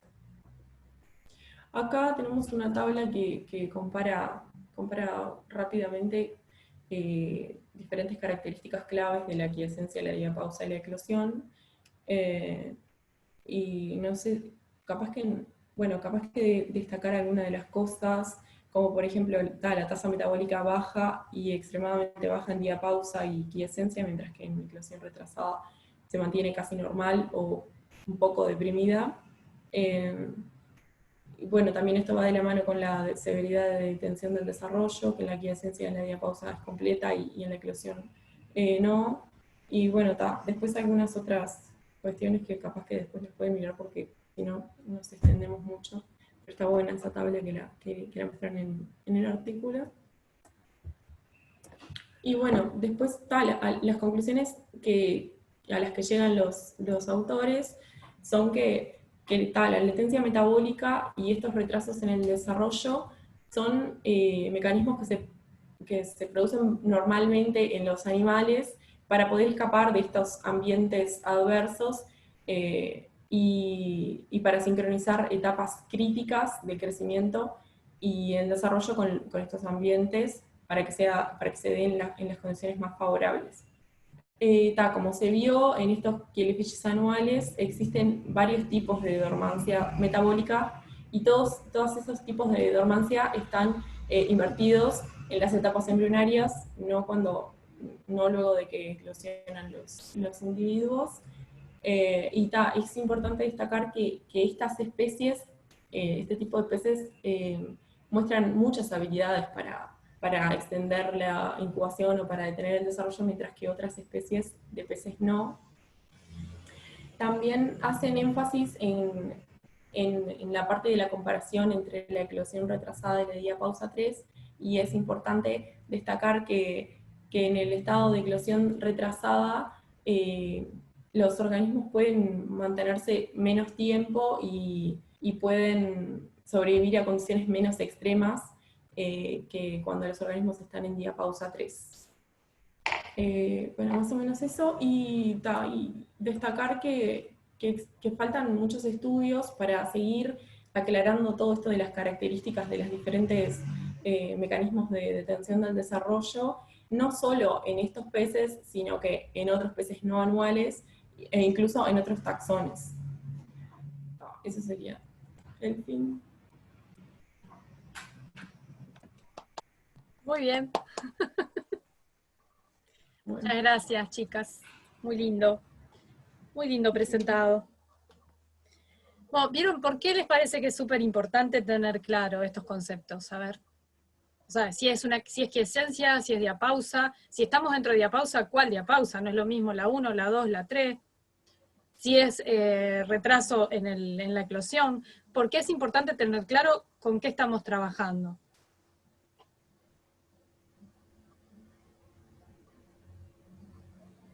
Si nosotros queremos saber, por ejemplo, nos interesa saber las claves moleculares que están, o sea, qué cosas se están expresando en una diapausa, hay que tener claro qué es la diapausa para ver el diseño experimental que nosotros tenemos que hacer para obtener nuestras muestras y después saber con qué comparar, porque obviamente todas son respuestas fisiológicas distintas, ¿no? Entonces hay que tener bien claro en qué estamos para ver qué diseño experimental abordamos y a su vez después con qué comparamos de la bibliografía que está publicada, ¿verdad? Entonces ahí hay que ser muy claro, porque claramente todos ese tipo de estados van a responder, hay cosas que van a ser comunes, seguramente, hay muchas cosas que no.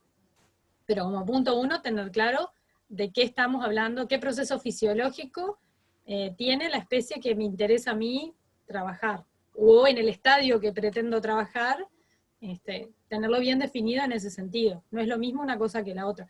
Por eso me parecía que el aporte de este artículo realmente está muy bueno, porque en la bibliografía había un relajo del 2017 para atrás, que era antes de esta publicación.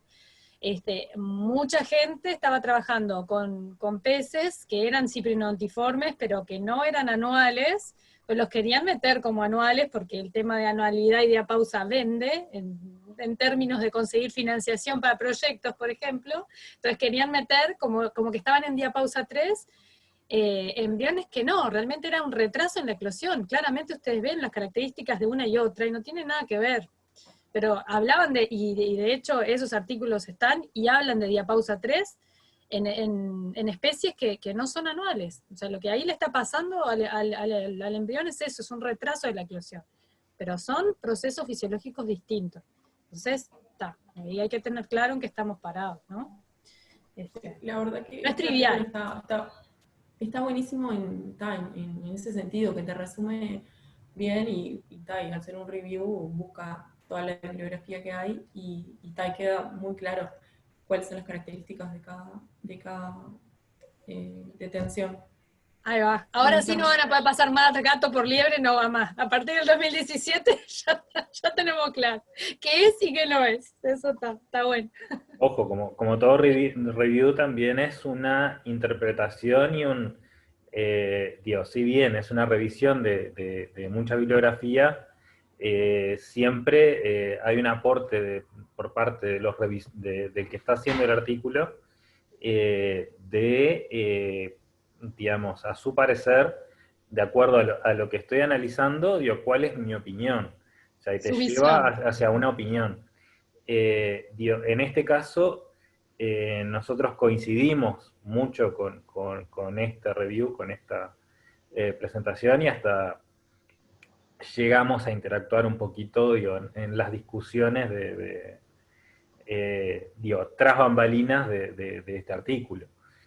De hecho, cuando Jason Podrasky, que es uno de los autores, lo estaba escribiendo, como él sabía que nosotros estábamos trabajando en Diapausa 1, por ejemplo, me mandó un correo y me pregunta, che, pero ¿y vos por qué decís que es Diapausa 1 lo que ustedes están induciendo y no es quiesencia? Porque, ¿qué pasa? Nosotros poníamos, vieron el diseño experimental que les contábamos, teníamos embriones de 1 a 16 células, esos embriones los exponíamos a condiciones de hipoxia severa, en contacto con adultos y bueno, con esas señales, ¿verdad? O sea, en realidad eran señales externas al embrión que le estábamos dando. Y la hipoxia ya sabemos que es un inductor, por ejemplo, de quiesencia. Pero ¿por qué sabíamos nosotros que no? Que de verdad era diapausa 1. Porque nosotros sometíamos a esos embriones en 1 a 16 células, pero la respuesta de entrada en diapausa ocurría bastante más adelante, a los 6 días realmente, porque ellos se desarrollaban hasta dispersión total y recién ahí entraban en la diapausa. Si hubiera sido una quiesencia, esos embriones tendrían que haberse detenido en estadio de una célula, ¿verdad? Yo le doy la señal ambiental y el embrión responde entrando en quiesencia. No es el caso. Ellos siguieron desarrollándose hasta el momento en que las diapausas lo que tienen de particular es que se establecen en un estadio particular del desarrollo, no en cualquier momento. Diapausa 1, fase de dispersión. Bueno, y ahí era que se ponía. Y bueno, y ahí hablando un poco más, sí, tenés razón, está, perfecto. Y por eso es que aparece en esa parte cuando explica lo de la diapausa 1, lo explica bien, o sea, se toman unas oraciones para explicar, es en base a eso que estuvimos discutiendo. Me dice, cita, me convenciste, está bien, es diapausa 1 lo que ustedes también. Tuvimos esa interacción con Jason. Claro, digo, hay que argumentar y bueno, ahí lo convencí y me dijo, sí, tenés razón, estamos de acuerdo, y por eso es que lo explica un poquito más ahí en el artículo.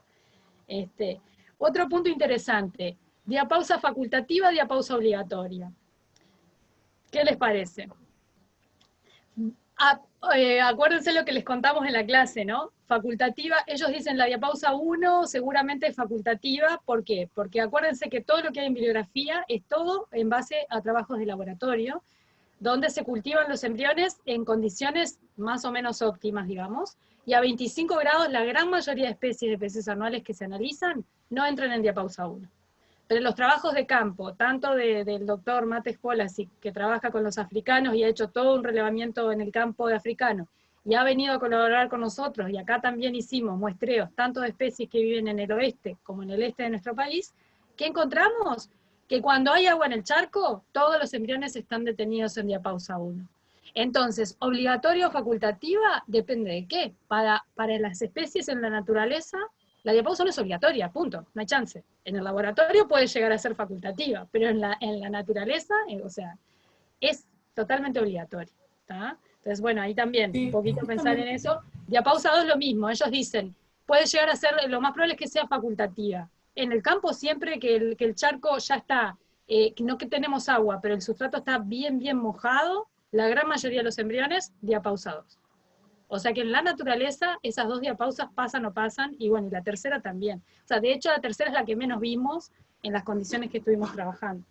Así que bueno, también, entre comillas, lo de facultativo y obligatorio, ¿no? Depende. Sí, Depende mucho de las condiciones. justamente O sea, condiciones experimentales o condiciones en el naturales. artículo. Perdón, Betania, que te hablé arriba. Hacía esa distinción en el artículo, yo me olvidé mencionarlo. No, tranqui. Que justo en el artículo hacía esa distinción, decía que dada la falta de investigación en condiciones naturales, era como muy precipitado clasificar cada diapausa en facultativa o obligatoria. Y tal, aparte también cambia dependiendo de la especie. Exactamente. Así que bueno, pero creo que el aporte está bueno y da como para eso, para discutir, para pensar, para repensar, cuestionar. Entonces, bueno, esa era un poco la idea de la elección de este artículo para aclarar bien esos conceptos. ¿Ah? No sé si quieren hacer alguna pregunta, algún aporte más de esto. Digo, que también son fundamentales, digo, para lo que es la propuesta del taller y la discusión nuestra,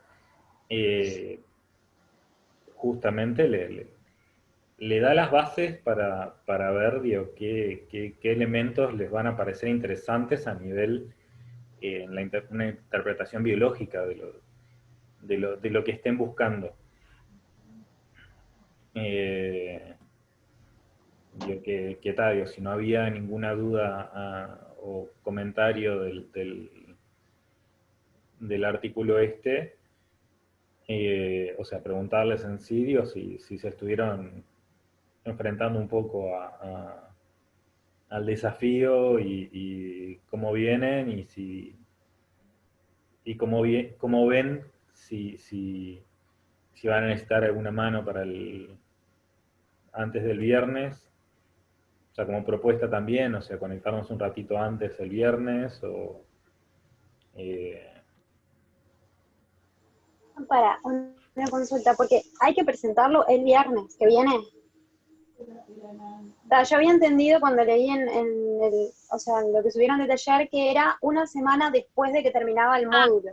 Pará, pero pues son dos cosas distintas. Las 5 preguntitas esas que ustedes tienen al final de lo que les dimos, eso sí, eso Sí. tienen una semana para pensé que era todo lo mismo. Lo que vamos a hacer el viernes es todo el análisis geo que les propusimos de hacer, que nosotros les dimos las listas de las cuestiones que se expresaban más y que se expresaban menos, y que ustedes eso lo iban a tratar de bichar con el Panther. Lo que tengan ustedes de resultado de eso, que hayan jugado con las distintas categorías y no sé qué, eso es lo que vamos a charlar el viernes. Vamos a mirar qué resultados tuvieron ustedes, qué cosas podemos sacar en limpio de eso que puedan estar interesantes, que digamos, bueno, en base a lo que yo conozco, cómo fue el diseño experimental y qué es lo que estamos estudiando, que es diapausa 1, qué cosas de acá pueden estar interesantes, que puedan, digamos, ser una punta de seguir investigando, y vamos a charlar, bueno, a ver, hasta dónde nos da para responder esta aproximación y hacia dónde tenemos que seguir, porque claramente no quedamos acá, ¿no?, con esto. Bueno, ¿qué hacemos con la información? ¿O qué cosas deberíamos hacer para terminar de responder distintas preguntas? ¿Sí? O sea, esa es la idea que vamos a hacer en el taller, para redondear el taller el viernes. Y después, ustedes como informe, en realidad es contestar esa serie de preguntas que tienen una semana para contestarlas, y la idea es que las contesten concretas, digamos, no es que tengan que hacer páginas y páginas de cada pregunta, no, concreto nomás, conceptual, y tal, es eso, básicamente. Claro, pensé que había que entregar todo junto. No. Está bien. Sí, yo todavía no lo empecé a ver, porque mañana tengo un parcial, pero después de eso sí lo pienso ver, pero no me pareció difícil. No es difícil, tienen que simplemente, fíjense qué tipo de categorías supuestamente les puede largar, porque vieron que podés cambiarla, si son vías, si son clasificación de cosas moleculares, yo qué sé, distintas posibilidades que les da el propio Panther para ver qué es lo que les gusta más. Dentro del Panther también tienen una cosa que es ayuda, que ahí también les cuenta mucha cosa, de definiciones de cómo funciona el programa. Yo después también les subí un artículo que les explica bien cómo es el programa, digo, es para que después lo bichen tranquilos y eso. Pero la idea es que ustedes, en base al protocolito ese que Nico les preparó de cómo hacer, que ahí están los pasos bien simples, qué es lo que tienen que hacer, ver qué salidas tiene ese programa y qué cosas pueden llegar a ser más interesantes y por qué. Digo, la idea un poco que les pedimos a ustedes es eso, bueno, subo esta información de secuencia y tengo esta salida, bueno, a ver, ¿hacia dónde voy o en qué me fijo y por qué? Según lo que vinimos trabajando ahora, de lo que son las diapausas, de qué pueden estar pasando en esas diapausas, bueno, un poco por ahí. Si encuentran alguna cosa interesante para discutir, igual. Ahí está, esa era la propuesta. ¿Qué encontré que me parece interesante y por qué? Básicamente. Y después discutimos, bueno, hasta dónde llegamos con esta información y qué deberíamos hacer para seguir profundizando y demostrando realmente que esto es así o que no, un poquito, qué técnicas tenemos como para después poder seguir profundizando en esto. Básicamente sería eso. Y lo que nos quedó en el tintero, porque en realidad al final no se presentó, fue el artículo de lo de gastrulación, que en realidad lo único que me gustaría conversar con ustedes es aquella pregunta que quedó planteada desde el teórico, bueno, el tema de ese, ¿no? De que de la fase dispersa de los peces anuales, si ustedes están de acuerdo o no, que se llame blástula aquello. ¿Se acuerdan? ¿Será una blástula o será una gástrula? Y eso un poco dependía, yo les decía, traten de recordar, o buscar en el libro la definición de la gastrulación en peces teleosteos. ¿Cuál era la definición? ¿Cuándo comenzaba, según Gilbert, según el libro? Que lo vieron con Gonzalo. Eso para los peces en general, ¿no? ¿Cuál es el primer movimiento o la primera indicio de que ese embrión ya estaba gastrulando? En el pez cebra, por ejemplo. O de las clases de Gonzalo, no sé si recuerdan. No sé si, capaz que estoy equivocada, pero sería la formación del blastoporo. No. Para peces, en realidad la definición es que cuando comienza la epibolia es el primer movimiento de gastrulación en peces. ¿Ah? Y esta fase de dispersión, que es específica de los peces anuales, en realidad ocurre cuando llegamos al 100% de la epibolia, ¿verdad? Esa fase de dispersión. Entonces, ¿qué será? ¿Una blástula o una gástrula?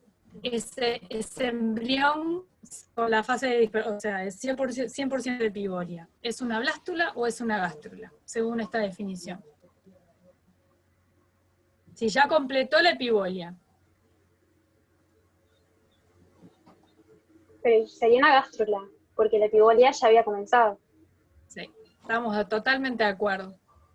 Eso fue una cosa que nosotros repetimos desde año a año, que en realidad es una blástula, porque Worms, que era aquel investigador que fue el que vio este primer patrón, analizando aquellas 43 especies de peces teleosteos, vio que algunos tenían esta fase de dispersión-reagregación, que eran justamente los peces anuales, que podían hacer diapausa. Él lo definió como que era una blástula extendida en el tiempo y en el espacio. ¿Se acuerdan que eso lo vimos en la clase? Y bueno, desde allí como que lo repetimos tipo loro, ¿no? Hasta que en un momento hicimos el clic de decir, pero bueno, en realidad la gastrulación para peces teleosteos está definida, porque dependiendo de la especie es el primer movimiento que ocurre de gastrulación. Pero en el caso de peces es la epibolia. Y estos bichos hacen epibolia y recién después reagregan y ocurre la internalización del endomesodermo. Entonces no está correcto desde el punto de vista de la definición, ¿no? Que hablemos de blástula en el caso de un embrión que ya ocurrió el 100% de la epibolia. Lo que le pasa a ese embrión es que todavía no internalizó el endomesodermo, que en el caso de los no anuales ocurre concomitantemente, porque mientras se va dando la epibolia, cuando llega al 50%, ahí ingresa el endomesodermo en un pez no anual. En el caso de estos no, hay un desacople temporal entre la epibolia y el ingreso del endomesodermo. Pero de hecho, si nosotros vamos a la definición, este embrión ya es una gástrula. Temprana, estamos de acuerdo, pero una gástrula al fin, porque ya el primer movimiento de gastrulación ocurrió. ¿Estamos de acuerdo? Ustedes van a ver que en el artículo de Luisa Pereiro, que les va a quedar como bibliografía de apoyo igual, ellos en realidad se basan en que, como, digamos, en los vertebrados en general, digamos que la gastrulación está definida como el ingreso del endomesodermo. Entonces ellos hablan de gástrula cuando ocurre la internalización del endomesodermo, por eso lo van a referir a la fase de reagregación. Ellos lo explican de esa manera. Pero bueno, nosotros como que no estamos de acuerdo en realidad con eso, porque si vamos estrictamente a las definiciones, la epibolia ya ocurrió, por lo tanto ese embrión es una gástrula. ¿Tá? Un poquito era para que les quedara claro eso, y van a ver que en el informe tienen una pregunta al respecto, un poquito para que esto quede bien entendido, y bueno, vamos a ver si de acá en adelante las publicaciones nuevas que empiecen a aparecer, en realidad mencionen las cosas como son bien, porque eso no seguro. Ahí va. Si vamos a las definiciones, no está bien.